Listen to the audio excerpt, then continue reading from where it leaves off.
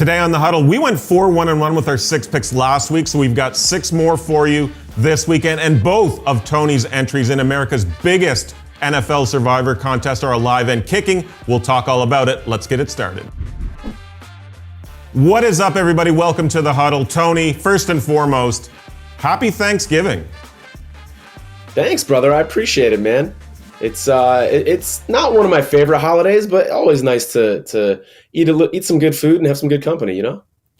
I mean, Tony, right off the bat here, we got to talk about this Survivor contest.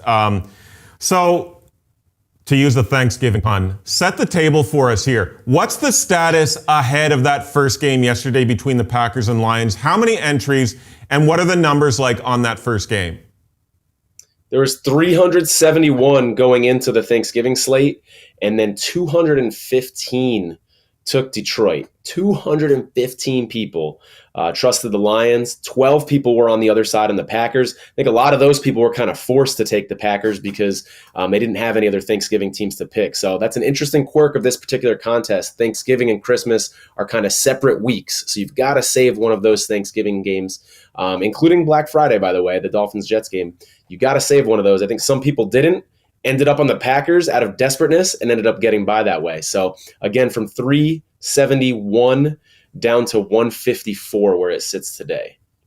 So 154 entries left. You've got 2 entries alive. You had the Cowboys with 1, and then you're on the Dolphins for your second, correct? Correct. Yeah, the Dolphins game kicks off in a few hours here. You know, by the time people listen to this, the Dolphins game may be underway or already have taken place. But my second entry will be on the Dolphins. So best case scenario for me, Dolphins win, and we'll go into Sunday with 149 participants.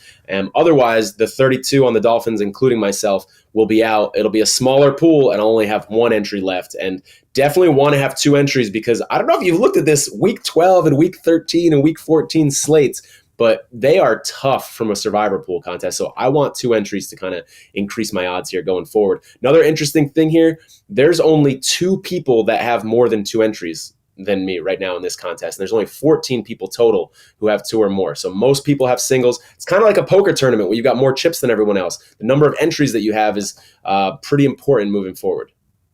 So I do specifically want to talk about the Sunday board, especially where it is a bit tough to pinpoint those picks for those that are still alive in Survivor pools. But we talked about it last week with our guest, Ryan Hogue, who we have to have on again. He was absolutely great. Has the thought of selling crossed your mind? That was his recommendation last week. And now here you are going into Black Friday with the potential of 2 entries remaining. But has that thought crossed your mind? And what is the marketplace looking like right now? Yeah, it's certainly on my mind. It's always in the back of my mind. The implied value of both of these entries now is about $60,000 each. So that's, $120,000 that I'm pretty confident I could get if I decided to pull the trigger today. I would want more than that, though. I'd want probably around 80 or so because I really like my entries a lot. I've put a lot of work into this. I've planned ahead. So I wouldn't do it for 60. I might do it closer to 80. The marketplace is interesting. It actually closes down for periods of time. So right now, nobody can purchase anything. I think there's going to be a small window today where if someone wanted to make a quick transaction, they could. But I'm going to sweat out these Week 12 games on Sunday and then maybe be a little more open to the idea of selling next week. But it's tough when you really get attached to these entries. I feel like they're my babies. I've been nurturing these things all season long, man. So for instance, as soon as Aaron Rodgers got hurt, my brain immediately, week 1, was like, oh, I got to think about Thanksgiving. This now makes the Dolphins a more viable pick on Thanksgiving, when before the Rodgers injury, that game was kind of a coin flip, and you wanted to sort of not worry about saving that. So I'm proud of myself for doing that. You're constantly making these tweaks, and you're nurturing these picks, and now all of a sudden you want to sell them? It's tough. I'm feeling a little attached, but I need to think more rationally and logically and not get too attached. Well, I mean, dude, like this Sunday board this weekend, I mean, it's not ideal. It's tough. So, let's talk about it here. We got Panthers, Titans. We got Jags, Texans. We got Pats, Giants. We got Saints, Falcons. Steelers, Bengals. Bucks, Colts. Browns, Broncos, Rams, Cardinals. And then you get into some of the popular teams, but chances are a lot of folks have these teams out already. So we've got Bills, Eagles, and we've got Chiefs, Raiders, and then we've got Ravens, Chargers, and then Bears, Vikings. So where I don't mean to put the cart before the horse because we've still got to sweat out the Dolphins, Jets today. But where is your head at right now for that Sunday board? Yeah, it's a good question. And keep in mind, too, you mentioned the Chiefs. They are playing on Christmas. So while you might be tempted to use them, and I don't have them available, by the way, but for other people in this pool, they might be tempted to use them. They've got to consider them and or the Eagles to be left on Christmas. So in my mind, those two are kind of off the board. Of the ones that you mentioned, I think the Titans over the Panthers is probably going to be the most popular pick, and that's certainly on my radar for sure. How about this? That Vikings game that you mentioned against the Bears, which, by the way, we got some late line movement on that. I've seen it drop from 3.5 down to 3 now. That's on Monday Night Football. So the temptation is to take that game and root for carnage on Sunday and then have, a potential hedge opportunity. And I'm in Vegas. You want to be in Vegas when you want to hedge, right? Get higher limits, etc. And so that's an option, but I'm wrestling with myself because I'm like, wait a second, I need to pick the game that I have the most conviction in, not just because I like the schedule spot, And I'm like, I'm thinking about, do I want both of these entries if they're on different teams? Do I want both of the games to be going on at the same time? It's just like, it can all end so fast, and it's scary to have both these games going on at the same time. But I'm like, that's ridiculous, Tony. You've got to pick the team that's most likely to advance, the most strategic option, and not think about what time these games are on. But again, from a hedging opportunity, how about the Ravens, who I do have on one of my entries, Sunday night against the Chargers, or the Vikings against the Bears Monday night? Those later options are definitely enticing and on my mind for sure. So you've got 2 entries left. So correct me if I'm wrong, but across both entries, you've used Washington, Buffalo, KC, San Fran, Detroit, the Rams, and Seattle. Then on one entry, you've also added the Ravens, Browns, Bears, Dolphins. The other, you've used Chargers, Saints, Dallas, and Jags. Yep. So I've got like the Browns left on one entry I think will be valuable later in the year. I've got the Texans on both entries. I've got the Jaguars left on one entry. So got some pretty good teams left moving forward. Call me crazy, but what about this scenario? One entry, Steelers at the Bengals, and then on a second entry, the hottest team in football, the Denver Broncos at home against Cleveland. The Broncos are very much on my radar. I'm a little worried about the Broncos' run defense holding up against the Browns. That scares me a little bit. But whenever you've got a rookie quarterback on the other side against a team that's this hot in Denver, tough place to play, that game's certainly on my radar. Let me throw one out to you, Andrew, and this has crossed my mind here, brother. And this may be how it shakes out. How about the Texans on one? They're a dog. Now, this is where it gets crazy because you've got to figure not a lot of people are going to be on the Texans, maybe 1 or 2 potentially. So this is an opportunity to scoop. This is an opportunity if the Texans win and then teams like the Titans, Vikings, and Ravens all lose, we could be left with 5 or less people. And that's on my mind too, is kind of like, I got 2 entries. Why don't I try to hit a home run with one and then have a safer backup option? That's an option as well. I mean, I love the thought process. We talked about it last week because the Texans again last week were on your radar. I just feel like the Texans have been tempting fate. The past few weeks, we've talked about their injury report week in, week out. They keep getting it done, I know, and full credit to this team. What a great story. But I feel like this Jags game this week, this is a revenge spot and a big game for the Jags. I know it's on the road. Revenge spot after the Texans beat them earlier, and a big game where they can sort of get a cushion in that AFC South. So to me, man, I don't know. That's a tough one. Yeah, I'm with you on there. You bring up a lot of good points. They're all tough though, right? Going back to your Steelers option that you mentioned earlier, interesting with Matt Canada getting fired, right? So theoretically, the team can kind of rally around that. I adore the Steelers defensive line against the Bengals offensive line and a young quarterback, Jake Browning in this one. So I don't love that it's on the road, though. These survivor pools, it's tough to put your faith in a road team that has some uncertainty. And so that's tough as well. I'm also looking at the injury reports all week, man. I'm hearing Minka Fitzpatrick, there's a slight chance he could practice today and maybe come back for that game. That might change things a little bit. How about the Patriots? Off of a bye? The Giants are banged up. But what scares me about the Patriots is exactly what we talked about last week with Ryan Hogue, which was you can have a locker room start to dissolve and you can lose a locker room.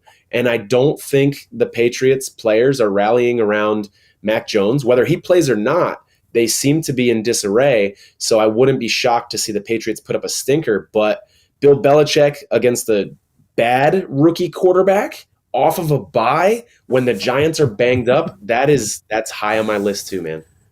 I know, and Bill Belichick for years among bettors, one of their favorite spots was Belichick against a rookie QB. And I know the Giants had a dub last week, and DeVito had the 2 touchdown passes, whatever it was. Ultimate letdown spot there, but again, they're at home. It's the Pats that are on the road in that one. So there's just so much to consider, and we'll talk about the NFL board and our picks at the bottom of the show here. And we'll talk about Matt Canada coming up. But I just want to talk about Vegas real quick. What's the vibe there in Las Vegas, especially after that F1 weekend where there was so much, drama about, the Strip and the city as a whole, a lot of bad blood between the community and F1. But what's the vibe like there this week? It feels pretty subdued. I come out to Vegas a couple times a year. My last time out here was mid-September. And the books definitely feel subdued, especially on Thanksgiving. I didn't know what to expect because I've never been in a sports book on Thanksgiving. And I'm like, wouldn't be shocked if it's pretty packed because, there's a bunch of football games and a couple basketball games going on. Wouldn't be shocked if it was dead. And it was a little closer to the dead side from what I experienced. I think people are kind of catching their breath a little bit from F1. And it's fun kind of talking to the locals a little bit because they're not too fond of the F1 experience and the construction and all the drama around it. So I think people are kind of catching their breath and are kind of glad that F1 is gone. But tonight I'm going to the Vanderbilt-Arizona State game, college basketball game. We've got reservations to one of my favorite restaurants tonight. And then tomorrow I'm going to the Sphere, Andrew, for the first time. So I'm excited about that. Yeah, man. It's going to be a postcard from Earth, this nature documentary in the Sphere, my first time in there. So I got a couple fun things on the radar to get my mind off of Survivor, which is much needed. Yeah, man, of course you're going to need it. I'd love a review next week on the Huddle of that. You alluded to restaurants. Anything, like, do you have a Mount Rushmore of restaurants in Las Vegas whenever Tony Farmer goes to Sin City? What's the Mount Rushmore for restaurants? I'll give you 2, man. It's my, I don't know, how many are on Mount Rushmore? 4? 4, yeah. I'll give you 2. Terrible question for somebody who prides himself on American history, but I digress. Touche. I was like, is it 4 or 5? I was trying to picture it in my head. Fair enough. I don't eat a lot of Italian food when I'm home, and I pretty much exclusively only eat Italian food in restaurants when I come to Vegas. And there's a great spot called the Italian Club here.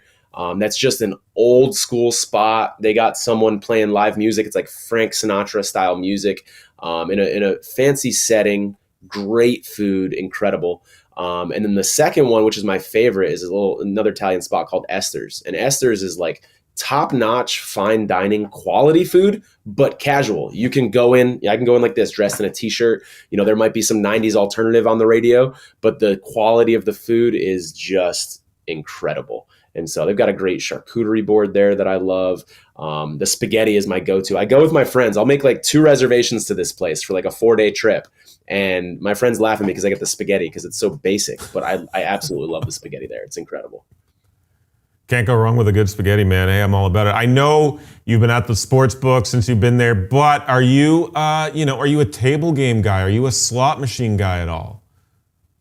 Not really, man. I used to be, but the problem is when you start kind of getting an edge with sports betting and poker and things like that, you have a good weekend, right? You make a grand or 2 or whatever it may be, and then you throw away, $800 on the blackjack table, and you're like, oh man, like what am I doing? I worked all week to study this line movement and to look for an edge, or I grinded away at the poker table for 11 hours, and then I decided to risk it, playing roulette or blackjack. I will share this with you, Andrew. I want to get your take on this because I grew up in Connecticut, really close to Foxwoods and Mohegan Sun, massive casinos out there. So I have a lot of friends who went to dealer school. And so they've been trained how to, do the roulette wheel, blackjack, etc. Some of them have told me that if you have an experienced roulette dealer, obviously nobody's good enough to make that marble land on the exact spot they want it to, because that thing's bouncing around. But some of them have told me that they can hit a chunk of the wheel if they want to, that they're that accurate. And so the strategy that's been shared with me, I don't recommend this at home, folks.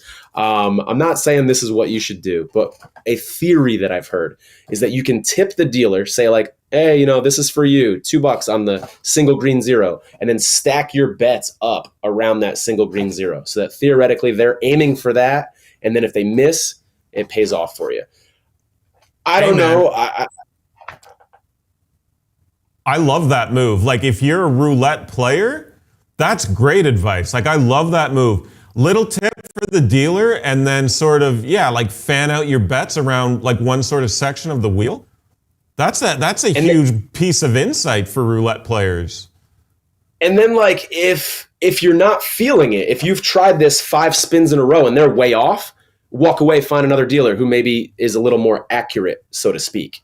But if like 4 in a row, they're getting really close to that corner, there can kind of maybe be like an unspoken thing between you and the dealer. So again, I don't want anybody to throw their money away on this, but it's something to consider if you're playing roulette anyways.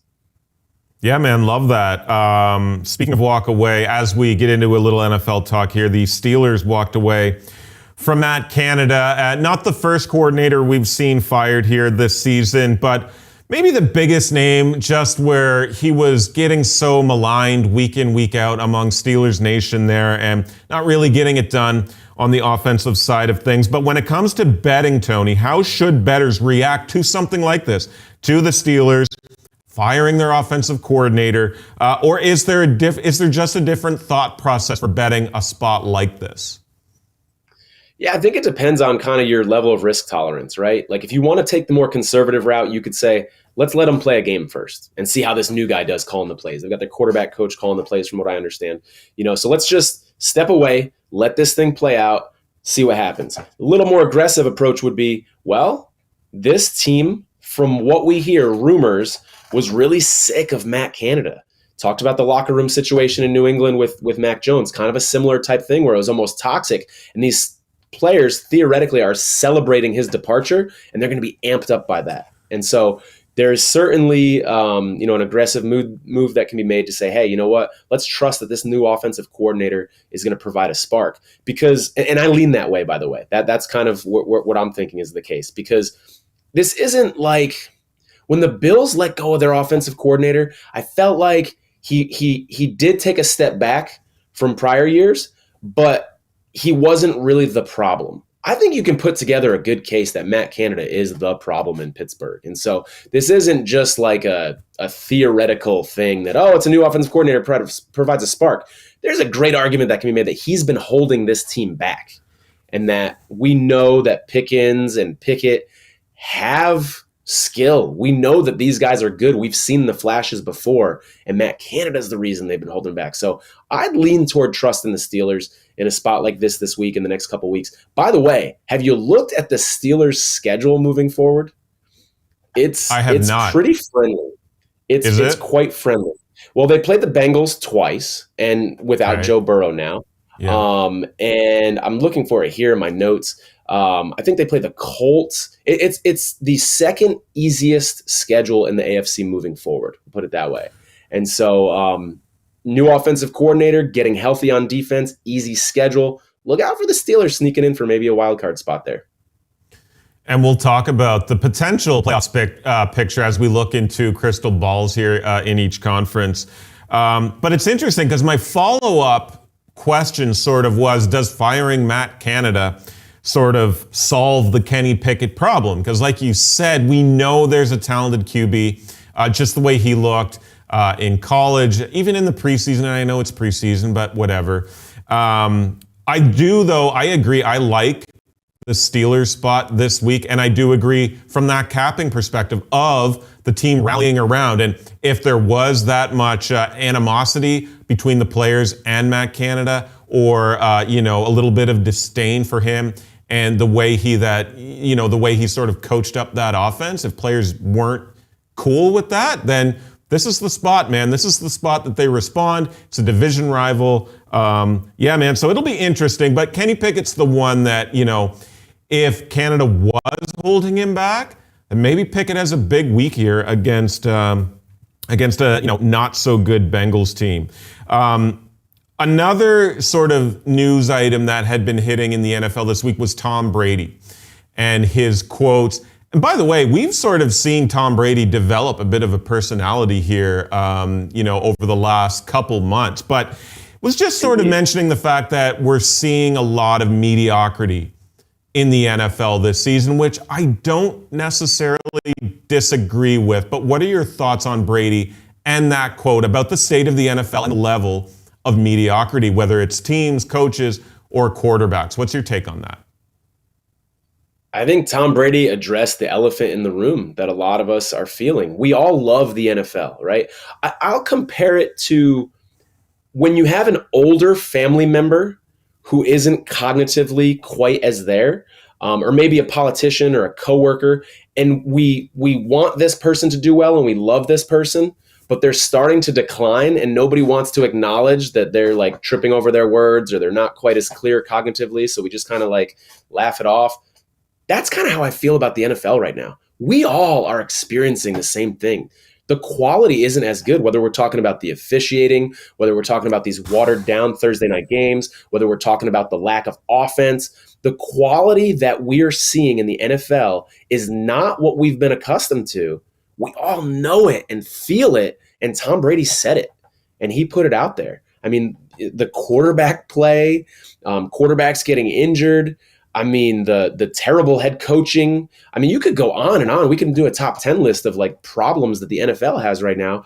And he put a name to it. He addressed the elephant in the room. And I mean, what bigger name could do that than Tom Brady? I mean, so it'll be interesting to see. I mean, what can the NFL do at this point, though? They can't wave a magic wand this season and make these quarterbacks get healthy or change some rules mid-season. But I almost do feel like it kind of puts the NFL on notice a little bit that, the quality of what you're providing is lacking.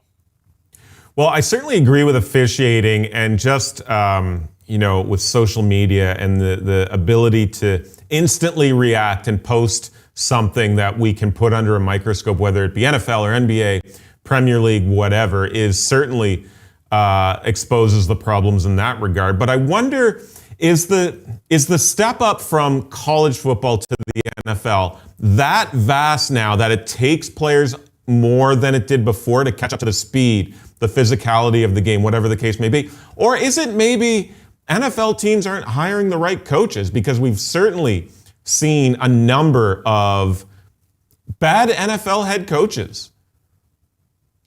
Yeah, I mean, that's certainly, and we see it every week. I mean, Dennis Allen, I mean, these coaches going for it on fourth down, kicking long field goals. That's my biggest pet peeve, man, is these like, let's kick a 58-yard field goal, in the middle of the second quarter, which is essentially a turnover, right? You're giving the team the ball if you miss that field goal.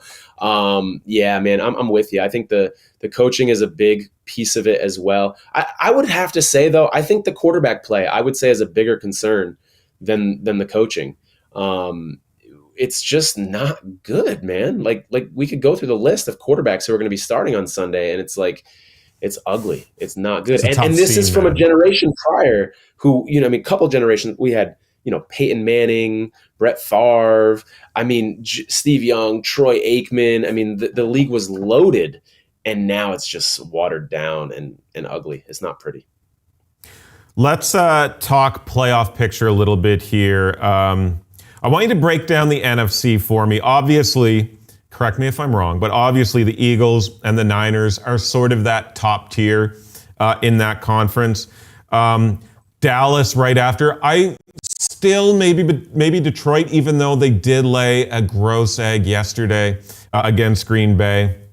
So the two-parter is this. What do you think the outlook is for the NFC South? And then who gets dealt the wild cards in that conference?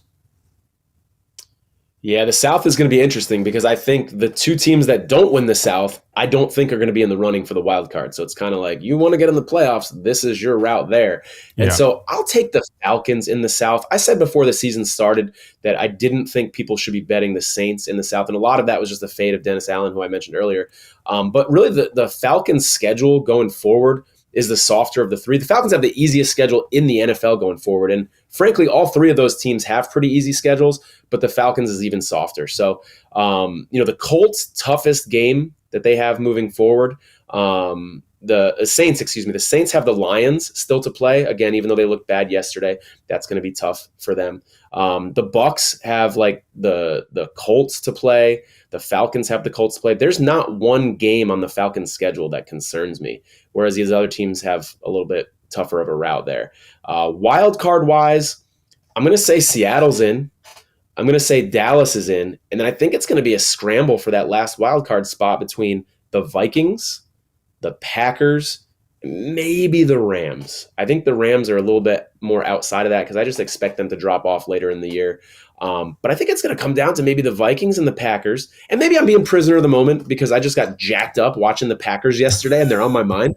But I really do think it could come down to the Vikings and Packers. And by the way, those two teams play week 17, second to last week of the season. So that's going to be a big one to kind of decide that last wild card spot, I think. How about you for the AFC, man? What do you think things are looking like over there? Yeah, and just recency bias maybe with the pack there, but you can't, it's undeniable. Jordan Love looked great. That defense on paper was already sort of ready-made to at least compete game in, game out, and they sort of got the job done yesterday. For the AFC, though... Out Aaron Jones and Jair Alexander yesterday, too. Keep that in mind. So they're going to be getting those guys back as well. It was also, what was that tweet going around yesterday about the phases of the moon? And the Lions were like winless in like 12 different Thanksgiving Thursday games with, I can't remember what it was, but hilarious tweet. I love that trend. It was the waxing Gideus moon Gibbous. Or something like that. Yeah.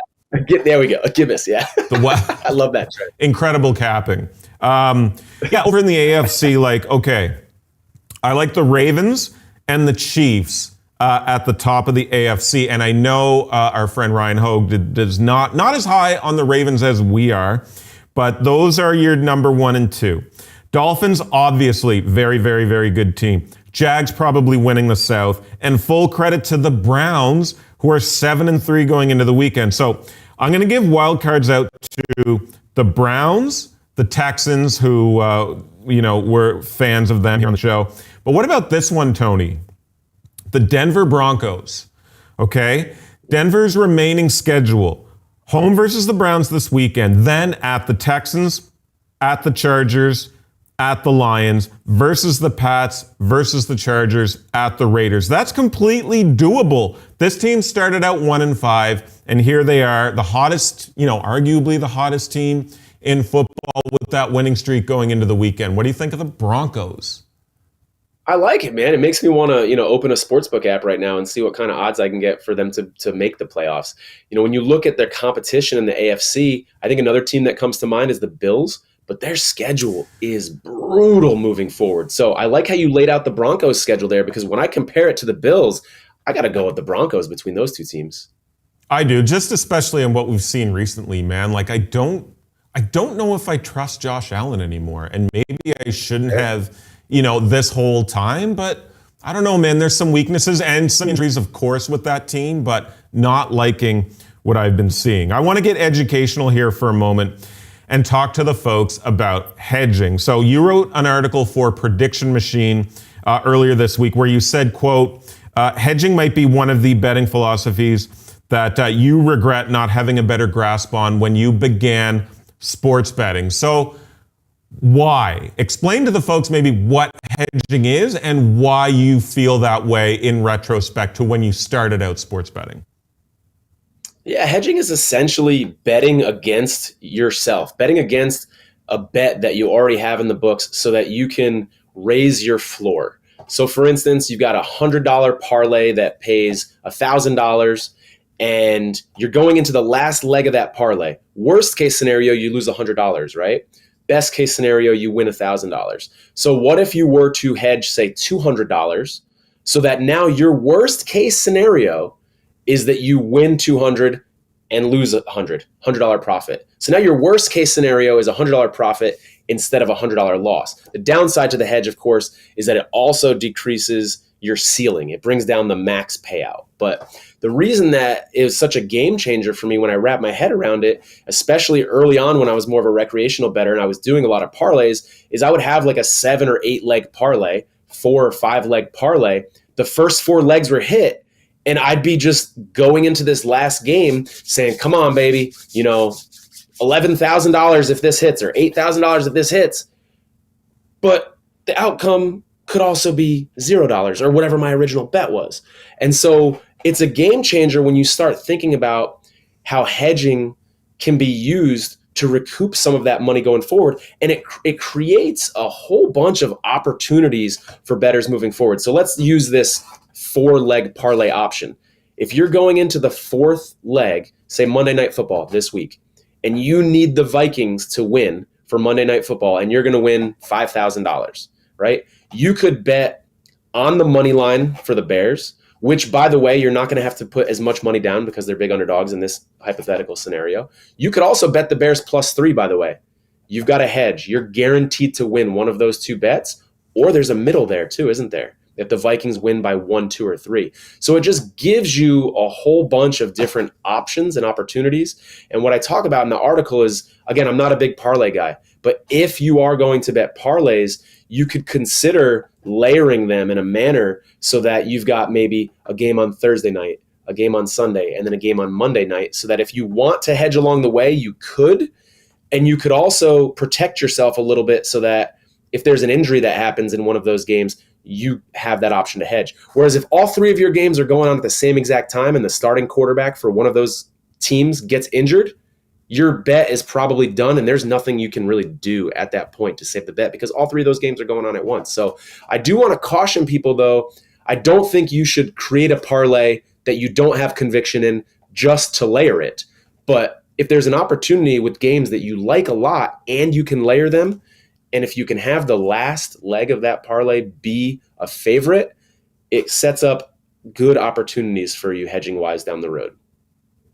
Yeah, it's great advice, and I highly recommend folks, perhaps new to sports betting or hedging, to go ahead and read that article at Prediction Machine. Might as well get into some picks here, Tony. 4-1-1 last week, although asterisk on my Houston Rockets because as that game, when folks watched the show, that spread they might have been +8.5, +9, where I had them at +6 earlier in the week. So that was the push last week.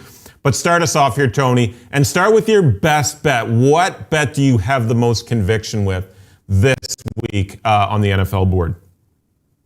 For my best bet this week, I like the Texans +2 now. I've seen it gone from 1.5 to 2. I think this fans in Houston are going to be going nuts. This is an opportunity for this team to take the next step. And I like CJ Stroud here against a defense that should be down their first cornerback. I want to see if Tyson Campbell practices today, but assuming Tyson Campbell's out, I like this game even more. Texans are getting healthier. They're getting an offensive lineman back. They're getting who is now going to be their backup running back because Singletary has looked so good. So they're getting a running back. They're getting an offensive lineman back. They're getting healthy on defense.